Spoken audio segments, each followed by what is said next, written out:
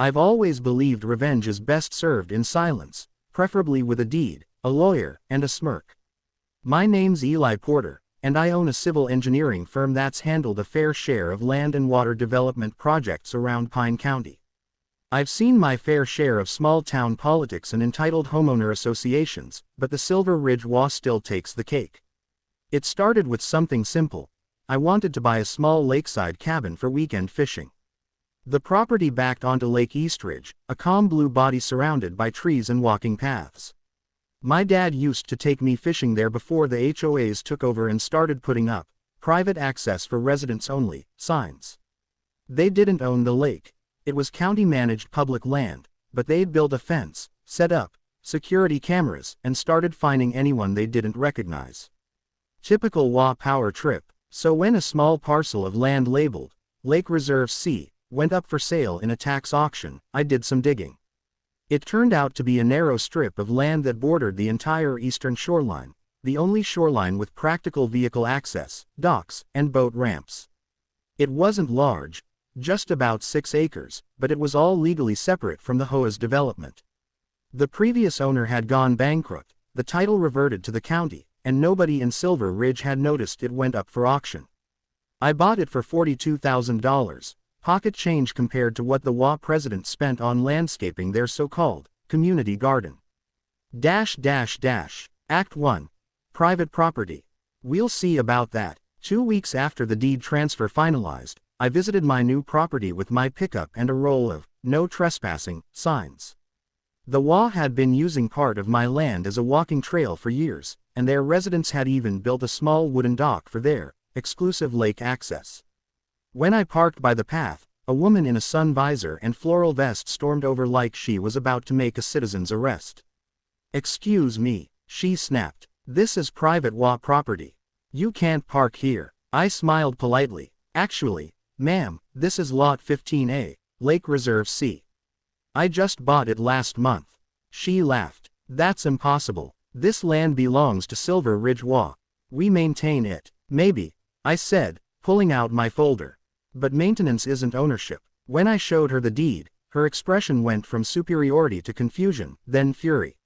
She huffed. "I'll be calling the HOA board. You can't just show up and claim land." "Good idea," I said.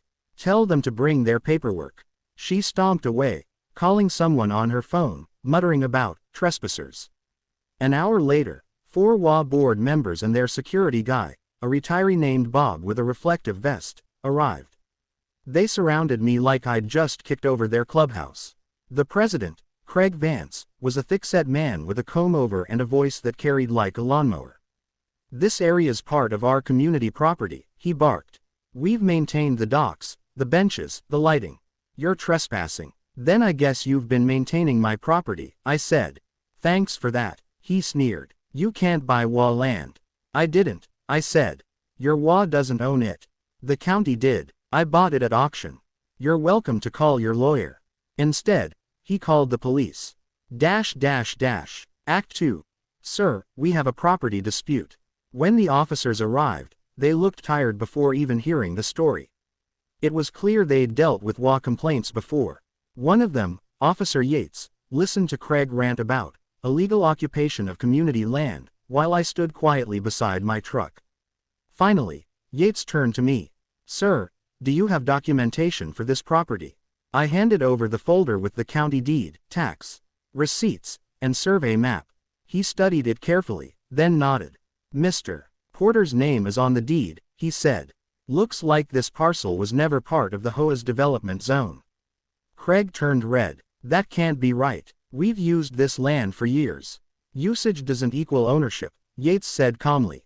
"If you've been using it without permission, technically you're trespassing on his property." The look on Craig's face could have curdled milk. I almost felt bad for him. Almost. He tried one last desperate jab. "Our residents rely on this dock for water access. You can't just take that away." I tilted my head. "Actually, I can. But I'm reasonable. We can discuss an access lease." The word, lease, made them collectively twitch. The cops shrugged. "Sounds like a civil matter to me. No crime here." They left. The HOA board glared at me, seething. Act 3. You'll regret crossing the HOA. I expected hostility, but the next few weeks exceeded even my cynical expectations. The HOA filed complaints with the county zoning board, alleging I was interfering with public utilities. Then they tried to claim the land was an environmental reserve. Both claims were dismissed after a quick review. Then came the pettier tactics. One morning, I found trash dumped across my driveway, bags of yard clippings and HOA newsletters. Another time, someone spray-painted HOA property across my dock. I installed cameras and caught Craig's vice president doing it. Sent the footage to the sheriff. The HOA had to pay cleanup costs and damages. Still, the board kept fighting. They offered me $60,000 to sell. I declined. They offered $100,000. I still declined. That's when they got truly desperate, and called in a county inspector to evaluate my dock for safety violations. When the inspector showed up, I handed him the survey. He blinked, looked confused, then chuckled. Wait, they built this dock? Yup, I said, without a permit, apparently. He nodded, jotting notes. Then they're the ones in violation. Not you. By the end of the week, the HOA received a county citation for unpermitted shoreline construction. The fine, $7,800. They had no idea how badly they'd stepped on a rake. Act 4. The water rights bombshell. Around this time, I decided to really understand the extent of what I'd bought. I hired my firm's survey team to check water easements, access rights, and any attached permits. What we found made my jaw drop. The Lake Reserve C parcel wasn't just a strip of shoreline, it included all the rights to the only water access points approved for boating, maintenance, and irrigation for the Silver Ridge development. When the HOA was first formed 15 years ago, the developer had filed for temporary easements from the county to use those docks for lake access. But when the developer went bankrupt and the land was foreclosed, those easements expired. Meaning, the HOA had no legal water access at all. And now, I owned the entire stretch they relied on. Their residents couldn't legally fish, swim, or launch boats from the lake without crossing my land. I laughed for a solid minute in my office. Act 5. The meeting. I drafted a polite letter to the HOA board, inviting them to discuss an official lease agreement for water access rights. The meeting was scheduled in their clubhouse, a brick building with too many, no smoking, signs and an air of forced civility. When I walked in, Craig looked smug. So you've come to your senses, he said. Something like that, I said. Let's talk business. I slid a printed proposal across the table. Water access lease agreement, Silver Ridge HOA. $500 monthly base rate. $50 per household annual maintenance fee. 10-year renewable term. Immediate cessation of harassment or interference. Craig read the paper, his face flushing with rage. You're extorting us. Not at all, I said. I'm offering you a chance to stay compliant. You see, I discovered that the HOA currently lacks valid easements for water access. You've been using the lake illegally. The county confirmed it. The room went dead silent. The treasurer, a nervous woman named Jill, flipped through her binder. Wait, if we lose lake access, half our community amenities are gone. Property values will plummet. Then sign the lease, I said simply. Craig slammed his fist on the table. We'll take you to court. I smiled. Go ahead. But remember, I have the title, the survey, and the county's letter confirming your expired easements. I'll countersue for back trespass and unpermitted construction. Should be fun. They didn't sign that day, but the panic was visible. 2 weeks later, their lawyer reached out. Act 6. The deal they couldn't refuse. After some negotiation, the HOA agreed to a 5-year lease at $400 a month, plus coverage for all property taxes and liability insurance. They didn't like it, but they had no choice. Without water access, their entire lakefront community marketing collapsed. I used the income to rebuild the dock properly, under my name this time, and posted a modest wooden sign.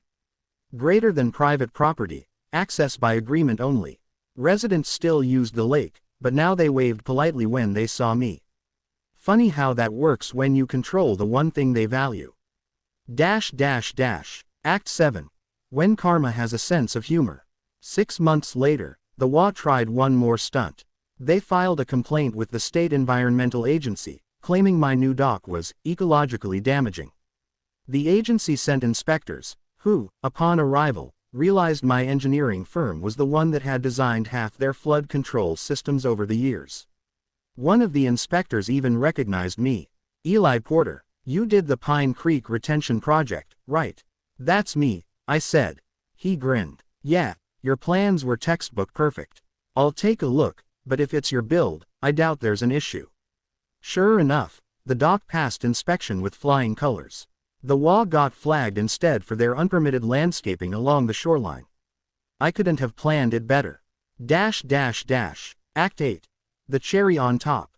Last spring, a major storm flooded part of the lake. The county needed to run heavy maintenance equipment through the access road that went across my property. Guess who they paid for the temporary right-of-way? That's right, me. The county contract paid $18,000 for 3 months of access. The HOA tried to piggyback on the deal to help coordinate community repairs, but the county refused to deal with them since they didn't own the land. Craig came by personally, hat in hand, asking if I could work with them to improve the shoreline for residents. I told him politely that I'd consider it at a consulting rate. He left without shaking my hand. Act 9. Peace and profit. These days, the HOA leaves me alone. They pay their lease fees on time. Their residents still enjoy the lake, but every time they do, they're technically using my property. I even put up a small cabin and boat rental shed by the shore, completely within my zoning rights. Some residents rent kayaks from me on weekends. They have no idea their fees go right back to the guy who trespassed that first day. I guess it's poetic justice. Act 10. Reflection. Owning property near an HOA is like living next to a self-appointed government. Lots of rules, little sense. But the law doesn't bow to arrogance, it bows to paperwork. In the end, they called the cops thinking I was stealing their land. Instead, they learned I owned something far more powerful. Their access to the water that made their community valuable. Now, when I sit on my dock at sunset, watching the water ripple gold across Lake Eastridge, I smile knowing that sometimes revenge doesn't require shouting, fighting, or vandalism. Sometimes, it's just a well-timed purchase and a little patience. And every month, as those HOA payments hit my account, I remember Craig's words. "You'll regret crossing the HOA. Turns out, they're the ones who did."